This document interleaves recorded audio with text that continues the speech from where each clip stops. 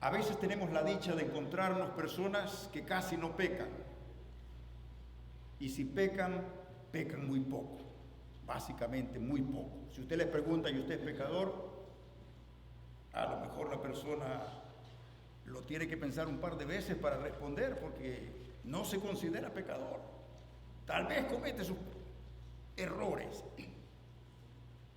una que otra desviación, una que otra mentira, tal vez un mal momento, pero generalmente no es tan malo como los demás. Es como si una persona se presentara ante un juez solamente con 3 delitos diarios, 3 pecados, pecadillos, ¿verdad? A veces mintió, tuvo malos pensamientos o tuvo un mal momento de ira, un ataque de ira, pero después se supo controlar. Después de eso no recuerda haber cometido ningún otro pecado en el día, pero comete 3 diarios. Bueno, en el año serían 1000 y pico de pecados. En 60 años, 50 serían 50,000. Así que la deuda es bastante seria, bastante grande. Pero en esta mañana, al entender lo que San Pablo nos quiere comunicar en el capítulo 2 de Romanos, lo que dice: tú eres inexcusable, oh hombre, quien quiera que seas tú. La tendencia generalizada, la muy tendencia nuestra, es autojustificarnos. Fíjate, en cualquier circunstancia. Sí, a lo mejor fue un mal momento, y un mal momento lo tiene cualquiera, ¿verdad? Fue un momento de necesidad, o yo no hubiera incurrido en eso, ¿verdad? Si hubiera tenido mejores mentores, mejores padres, mejores maestros. A veces la necesidad es apremiante, dicen algunos, la necesidad es mala consejera, y por necesidad tal vez cometí una que otra estafa, pero hay otros que han hecho cosas peores. Yo no soy tan malo.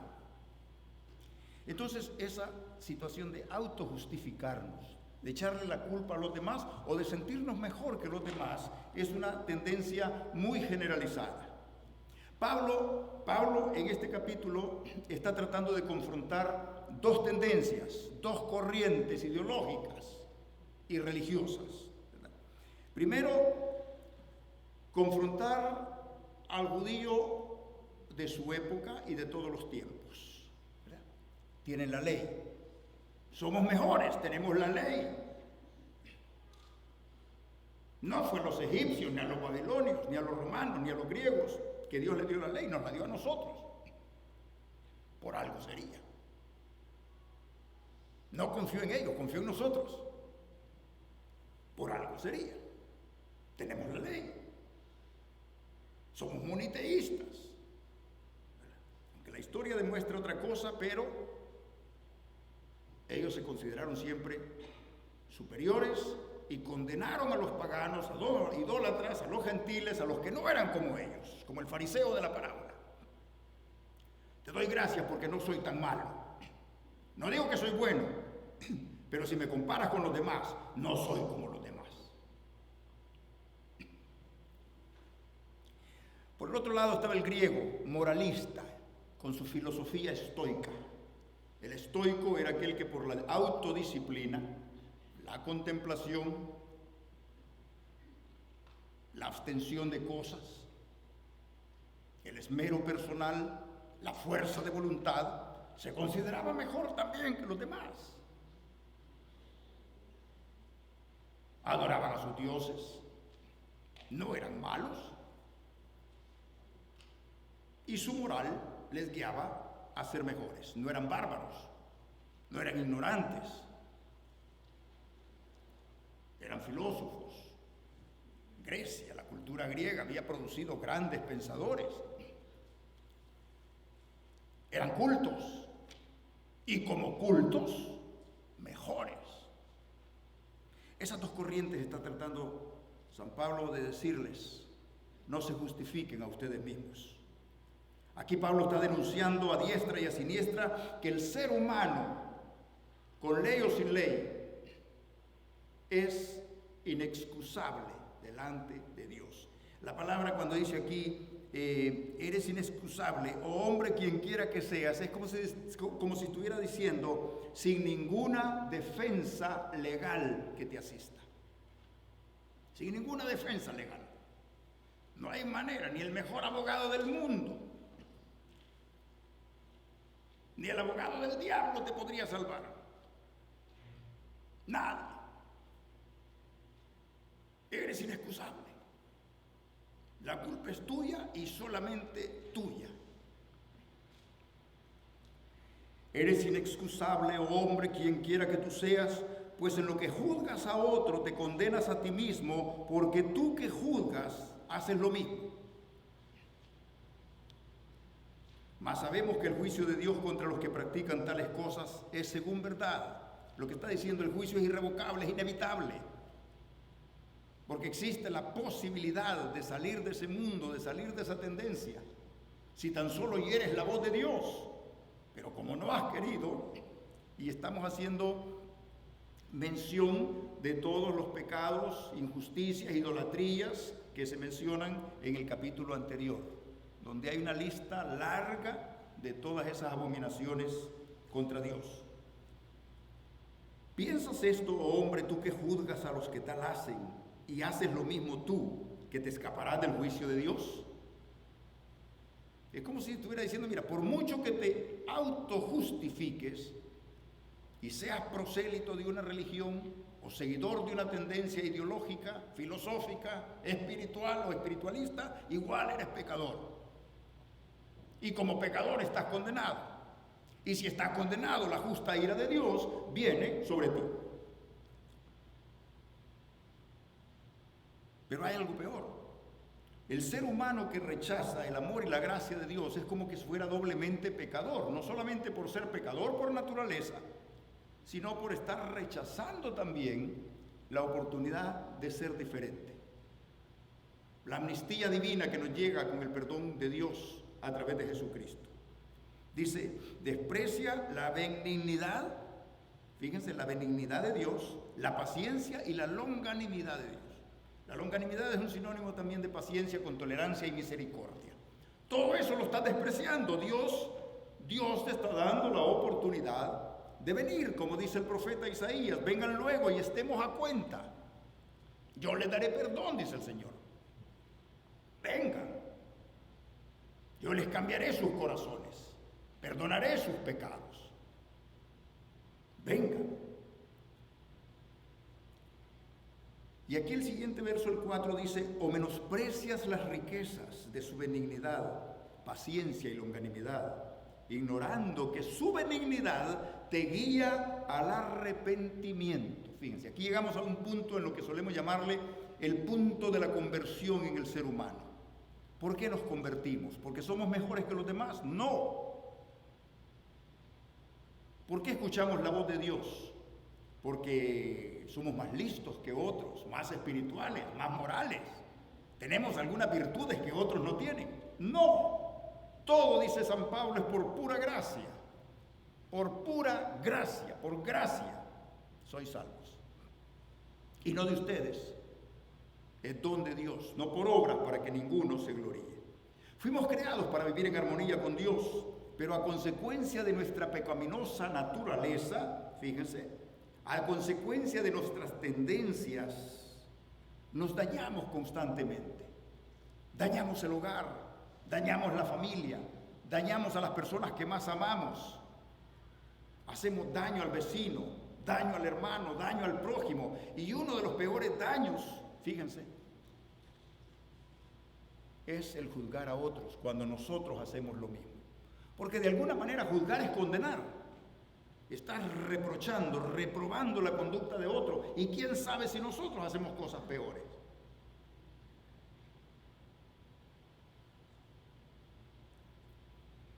Aquí la situación está en tomar conciencia que cuando Dios nos guía al arrepentimiento es para que primero recapacitemos en que somos pecadores. De lo contrario, no tendríamos nada de qué arrepentirnos. ¿Por qué? Porque somos buenos, porque somos mejores que los demás. Pero si la Biblia dice te guía, ignoras que su benignidad es la que te guía al arrepentimiento. La paciencia de Dios, ¿por qué la ira de Dios no cae con fuerza contra los malvados? Dice uno. Aún el salmista en un momento de desesperación se queja contra Dios de que no manda fuego contra los pecadores. Aún a Cristo le dijeron: ¿quieres que mandemos rayos, fuego contra esos samaritanos? Dios en su infinita benevolencia, fíjense, está guiando a las personas al arrepentimiento, y no a través de la gracia, sino desde el Antiguo Testamento viene moviéndose ese mismo sentir de parte de Dios. Si vamos a Nehemías, fíjense que en Nehemías hay un pasaje bien interesante donde el Señor se está haciendo aquí como un recuento histórico, y en el capítulo 9, verso 14 o verso 15 dice así, oigan esto: les diste pan del cielo, como haciendo un recuento de lo que pasó en la antigüedad. Les diste pan del cielo en su hambre, y en su sed le sacaste agua de la peña, y les dijiste que entrasen a poseer la tierra por la cual alzaste tu mano y juraste que se la darías. Mas ellos, nuestros padres, fueron soberbios y endurecieron su cerviz y no escucharon tus mandamientos. No quisieron oír, ni se acordaron de tus maravillas que habías hecho con ellos. Antes endurecieron su cerviz y en su rebelión pensaron poner caudillo para volverse a su servidumbre. Pero tú, oigan esto, eres un Dios que perdonas, clemente y piadoso, tardo para la ira, grande en misericordia, porque no los abandonaste. Además, cuando hicieron para sí becerro de fundación y dijeron: este es tu Dios que te hizo subir de Egipto, y cometieron grandes abominaciones, tú, con todo, por tus muchas misericordias, no los abandonaste en el desierto.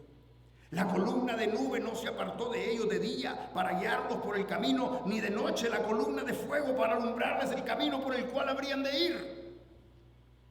Y enviaste tu buen espíritu para enseñarles, y no retiraste tu maná de su boca, y agua le diste para su sed. Los sustentaste 40 años en el desierto, de ninguna cosa tuvieron necesidad, sus vestidos no se envejecieron, ni se hincharon sus pies. Y les diste reinos y pueblos, y los repartiste por distritos, y poseyeron la tierra de Sehón, la tierra del rey de Hesbón, la tierra de Og, rey de Basán. Multiplicaste sus hijos, y los y como las estrellas del cielo, y los llevaste a la tierra de la cual había dicho a sus padres que habrían de entrar a poseerla. Y el recuento sigue. Y el recuento sigue. Pero el énfasis aquí del escritor sagrado es: mas tú fuiste un Dios misericordioso. En tu ira te controlaste y no los quisiste fulminar en el desierto. Soportaste sus abominaciones, esperando que un día se convirtieran de todo corazón. Esa es la misericordia de Dios, hermanos. Aquel que se levanta un día sin darle gracias a Dios y cae en ese síndrome de Nabucodonosor cuando dice: todo esto lo he creado yo, todo esto me lo merezco, es un soberbio contra Dios. No se da cuenta que por la misericordia de Dios somos lo que somos y tenemos lo que tenemos.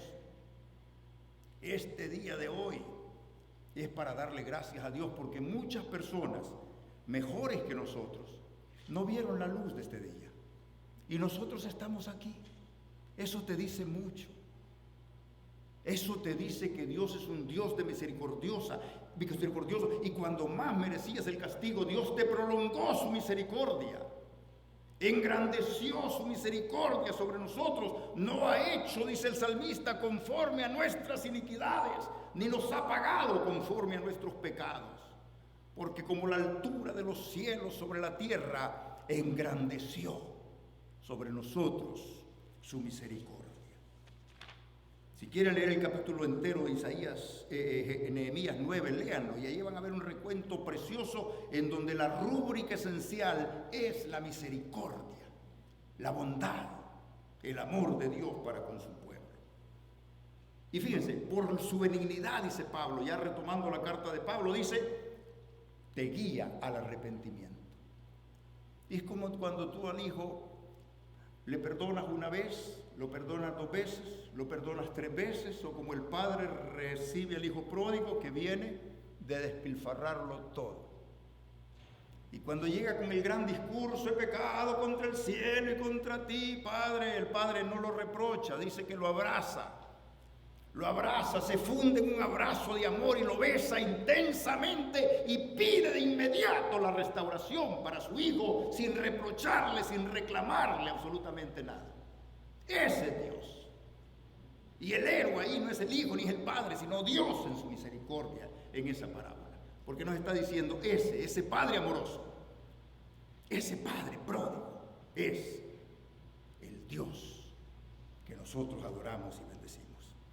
Ahora quiero decirles, nuestra naturaleza pecaminosa es la que nos hace estar en enemistad contra Dios y en enemistad contra los demás y contra nosotros mismos.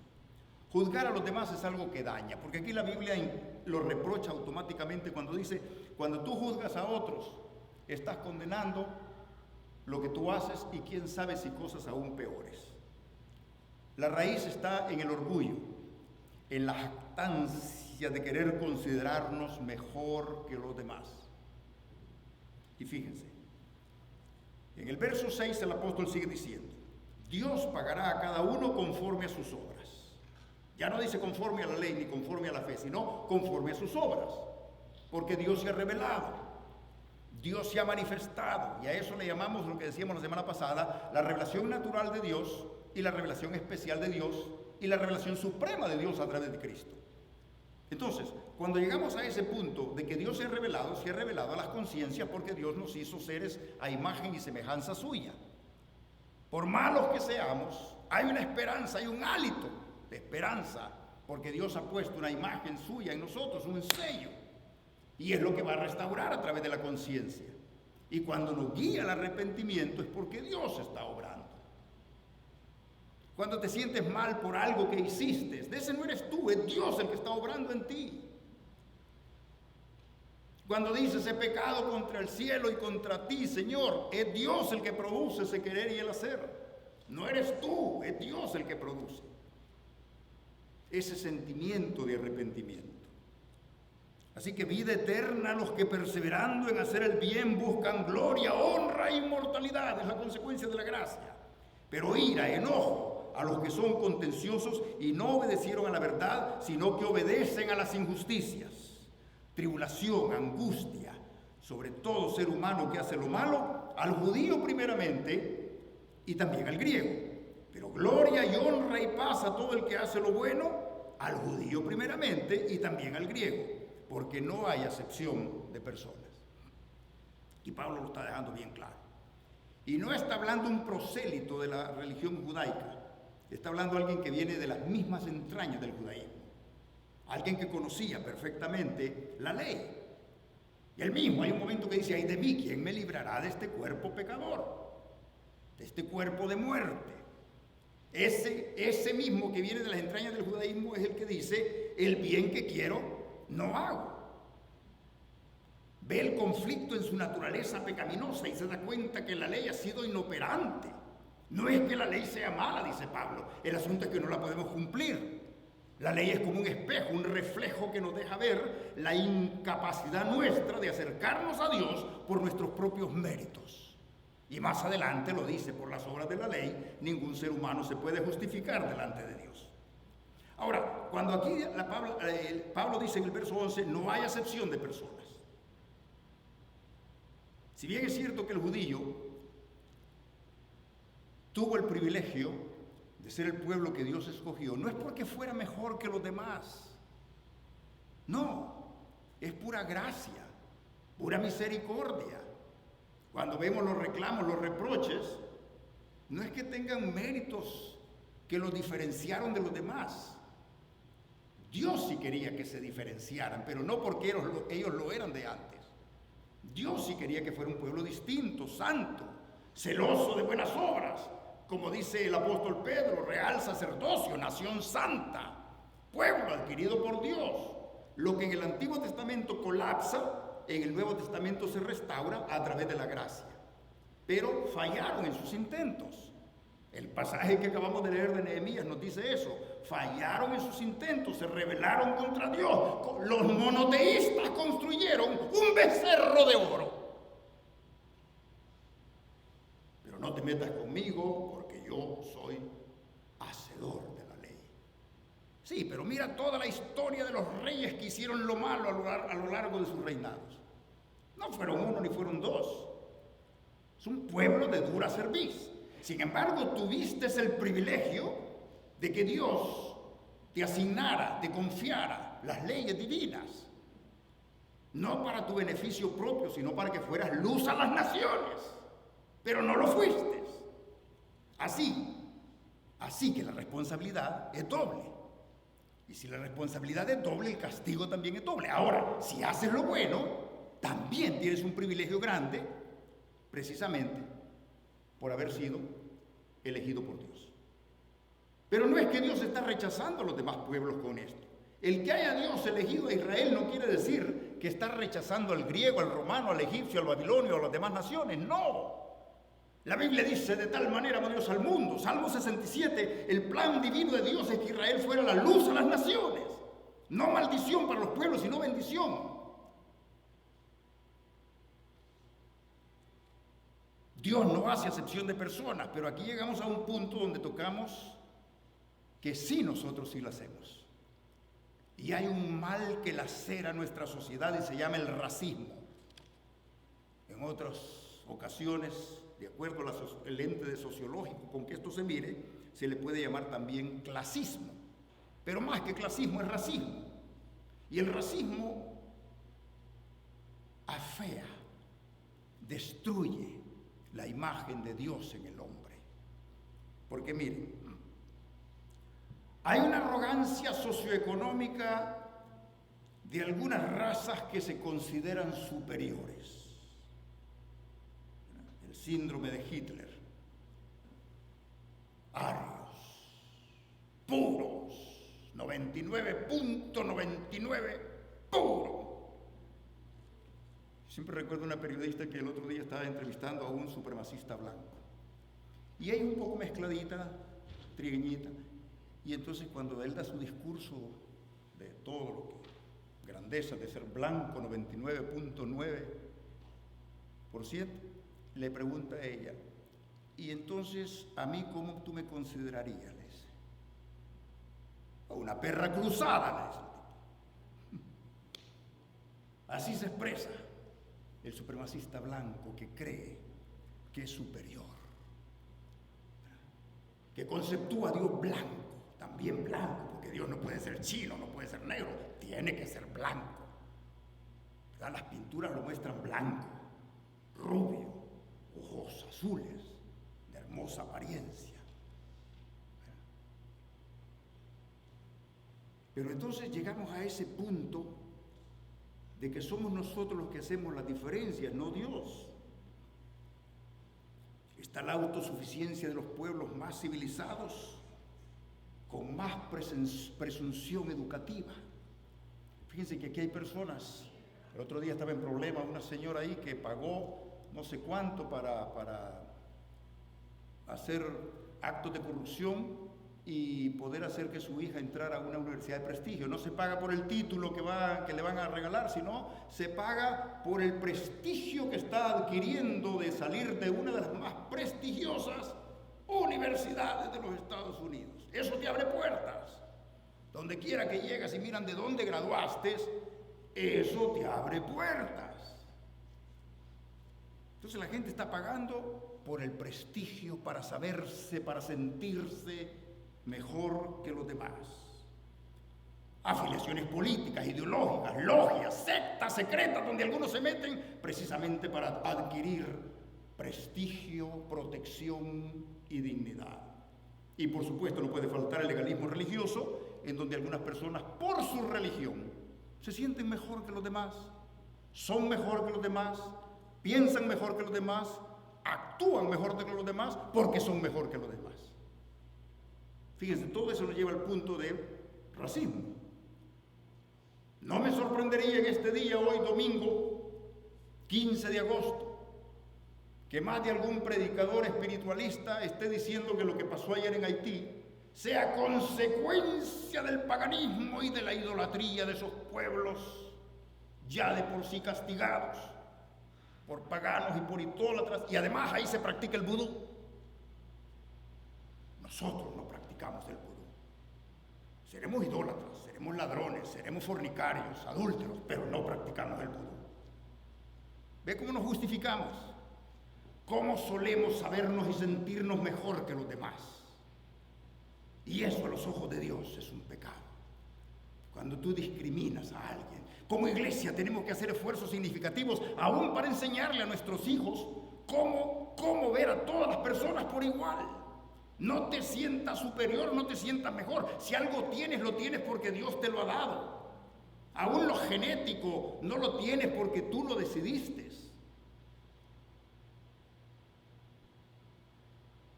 Todo eso lo recibimos, me lo han dado, el nombre mismo que llevo me lo han dado. Lo que soy y lo que tengo, lo tengo porque Dios me lo ha dado. Y enseñémosle a nuestros hijos, los maestros, los educadores, los pastores, los padres, enseñémosle a los hijos a tratar a todos por igual. A veces decimos que no somos racistas, pero somos racistas. Y nos sentimos superiores. A veces no sentimos simpatía, sino lástima por el que no es como nosotros.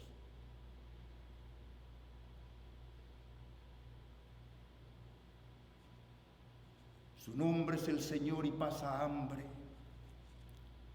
y clama por la boca del hambriento, y muchos que lo ven pasan de largo, a veces por llegar temprano al templo. A lo mejor en esa persona de color, en esa persona pobre, en esa persona desnutrida, en esa persona que no tiene los privilegios que tú tuviste, ahí está el Señor. Y no lo vistes cuando ibas para el templo. No te fijaste que podía ser Dios hablando a través de alguien. Tuve hambre y no me diste de comer. Tuve sed y no me diste de beber, enfermo y no me cubriste, en la cárcel y no me visitaste. Pero Señor, fui al templo. No llegué a tiempo, pero estuve en el templo. Estuve en el templo, ¿qué más quieres? Es más, di ofrenda. Es más, te doy gracias porque no soy como esos que están cerca de mí, como ese publicano que está ahí. Soy diferente. Todos los que sin ley han pecado, dice Pablo, sin ley también perecerán, y los que bajo la ley han pecado, por la ley serán juzgados. Otra vez, aquí Pablo te está dejando sin opciones, sin defensa legal. Eres culpable. Eres culpable. En estos días mi mamá tuvo un accidente fuerte, gracias a Dios está viva, está bien, y la sobrina que iba también con ella está bien. Pero cuando yo veo, sin oír nada, solo veo lo que pasó, le digo, aquí no hay nada que nos justifique. No, pero el policía no me tomó declaración a mí, solo a él. Igual no hay nada que te justifique. Pero a lo mejor venía muy rápido el otro, sí, pero tenía derecho a la villa. Aquí no hay nada que te justifique, nada, nada. Estamos sin defensa legal. No hay manera, porque la tendencia es esa. Sí, me dieron, pero el otro tuvo la culpa. ¿Verdad? Es muy raro encontrarse una persona que diga, yo fui culpable. Casi siempre, sí tuve culpa, pero el otro también la tuvo. Lo que está diciendo aquí Pablo, mire, todos, si es bajo la ley, van a perecer. Y sin ley, también van a perecer. Porque serán juzgados de acuerdo a sus obras. El juicio de Dios, siempre hemos dicho, es de carácter inevitable. Los paganos, los incrédulos, los impíos, los injustos, todos habrán un día de comparecer ante el tribunal, ante el juicio de Dios. Lo dice la Biblia. Y los cristianos ante el tribunal de Cristo. Lo dice también San Pablo en 2 Corintios 5:10. Porque todos nosotros habremos de comparecer ante el tribunal de Cristo para dar cuenta de nuestras obras. Algunos se presentarán con cosas sólidas, concretas. No es que las buenas obras nos salvan, pero hay cosas buenas. No es que contribuyó a la salvación, pero hay cosas que agradan a Dios. Pero otros se presentarán con hojarasca, madera, cartón, que el fuego, dice, lo quema. Y estaremos como desnudos en el tribunal de Cristo, avergonzados de que pudiste haber hecho mejores cosas y no las hiciste. Pudiste haber aprovechado el tiempo de una manera más productiva y no lo aprovechaste. Pudiste compartir lo que Dios te dio y no lo hiciste. Por eso dice la Biblia, por tu corazón no arrepentido acarreas condenación para ti. El plan supremo de Dios es conducir a las personas al arrepentimiento.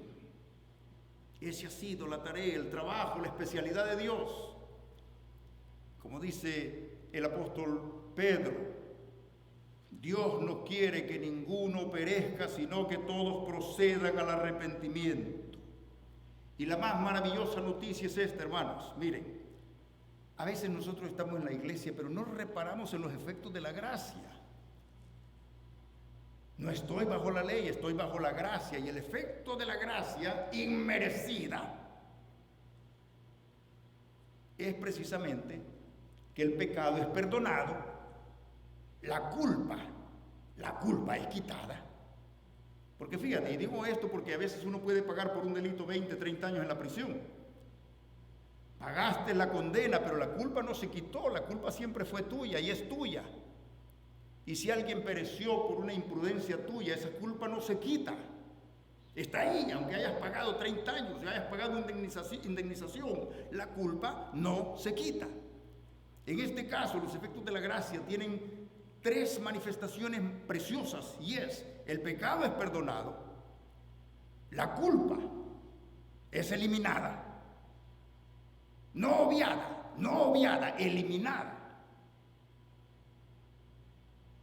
y la posición gloriosa a la que Dios te lleva, de saber que en Cristo somos herederos de la gracia y las riquezas sobreabundantes de Dios. Eso es maravilloso, ese es un efecto de la gracia divina. Por eso dice aquí la Biblia: gloria, honra y paz a quienes responden al evangelio de la gracia, al judío primeramente y también al griego. Cuando respondemos a la gracia de Dios, hay bendición. Y sigue la Biblia diciendo: Dios no hace acepción de personas. Quizás nosotros, yo me acuerdo en más de algún momento en sociología se estudian los distintos estratos sociales, que va desde paupérrimo, pobre, clase media baja, clase media, media alta, rico, millonario. Para Dios solo hay 2 tipos de personas. Y si vamos a las razas, ¿verdad? Blanco puro. Hay de todo, una variedad, una gama incomparable de razas, de etnias. Pero para Dios, en este caso, quien no hace excepción de personas, solo hay 2 clases, solo hay 2 grupos: los que entran por la puerta angosta y los que entran por la puerta ancha. El camino que lleva a la perdición y el camino que lleva a la vida eterna. Los que se salvarán y los que se condenarán. Y fíjense, no es ni que Dios los va a condenar, se condenan a sí mismos.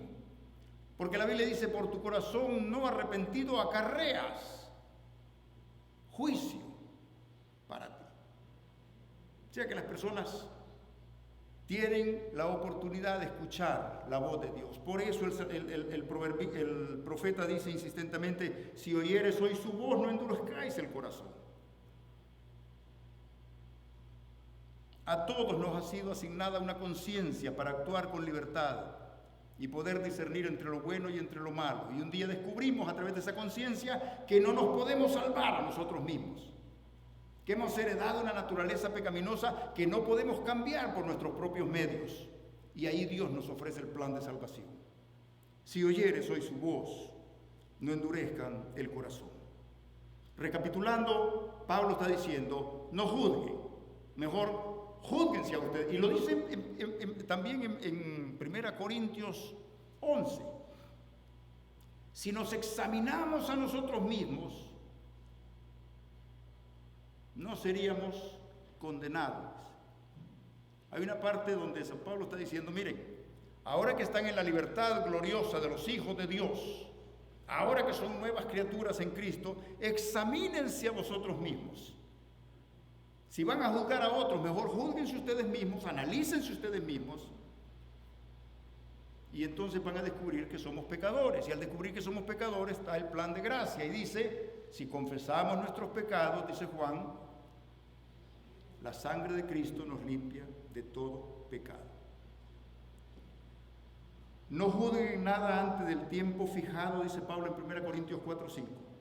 Esperad a que regrese el Señor, quien sacará a la luz las cosas ocultas en la oscuridad y expondrá los motivos de los corazones de los hombres. Antes de ver las faltas ajenas, miremos las nuestras y vayamos a la fuente del perdón, a la fuente de la gracia que es Cristo, y aceptemos la benevolencia, la paciencia, la benignidad, la longanimidad que Dios nos da en su infinita misericordia. No hay acepción de personas. Quizás un buen comienzo. Nosotros no podemos solucionar los problemas sociales del mundo, pero sí podemos hacer esfuerzos significativos, comenzando en el hogar, para mejorarnos nosotros y como familias. Podemos enseñarle a nuestros hijos a ser mejores personas, compasivas para con los demás. Si la Biblia dice, no hagamos acepción, Dios no hace acepción de personas, pues nosotros tendríamos que parecernos a Dios en ese caso, tratando de ser mejores en todo sentido.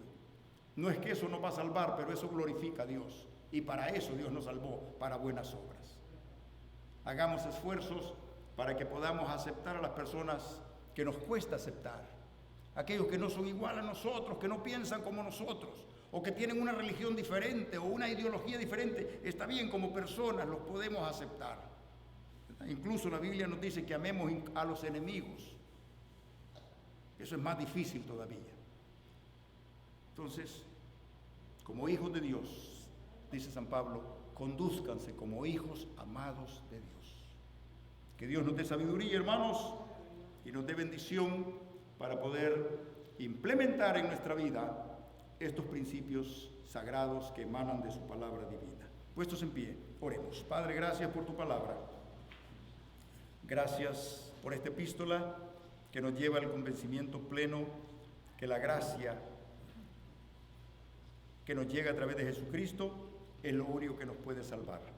Ayúdanos a predicar este evangelio que Pablo predicaba, a compartirlo, a vivirlo, para que otros puedan venir al conocimiento de la verdad. Y gracias, Señor, porque tú eres un Dios misericordioso, clemente, lento para la ira y grande en misericordia. Gracias porque tu misericordia es mejor que la vida. En Cristo Jesús oramos. Amén. Despidámonos cantando el himno Cantaré la bella historia. Jesús.